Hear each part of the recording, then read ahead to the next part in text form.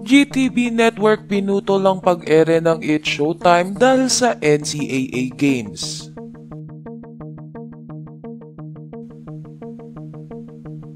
Labis na ikinagulat ng madlang people ang ginawang pagputol ng GTV kanina sa noontime show na It's Showtime.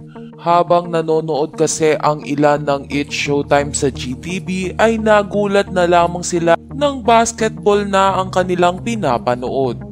Kaya naman labis na ikinabahala ng madlang people ang tila magiging maiksing pag-ere ng It's Showtime sa GTV. Samantala, matatandaan na inanunsyo ng NCAA basketball na mapapanood sila tuwing Martes, Miyerkules at Biyernes alas 2 ng hapon sa GTV. Umasa naman ang madlang people na gagawa ng paraan ng naturang network para hindi maputol ang It's Showtime.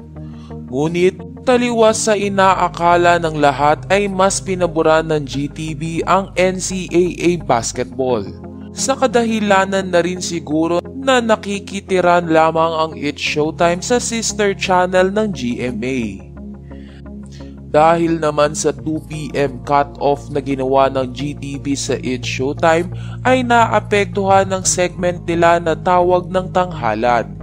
Ngunit patuloy naman na napapanood sa ibang channel gaya na lamang ng Kapamilya Channel at A to Z. Gayunpaman ay nananatiling tikom ang bibig ng mga host kanina sa It's Showtime. Wala pa rin silang inilalabas na statement hinggil sa timeslot nila sa GTV. Maging ang nasabing network ay hindi pa tumutugon sa sangkatutak na tanong ng madlang people sa ginawa nila kanina sa It's Showtime. Sa kabilang banda ay umaasa ang madlang people na gagawa ng paraan ng GTV na maging maayos ang timeslot sa kanila ng It's Showtime. Anila ay hindi nila matatanggap na hanggang alas 2 na lamang ang It's Showtime tuwing Martes, Miyerkules at Biyernes. Narito at basahin natin ang ilan sa kanilang mga reaksyon.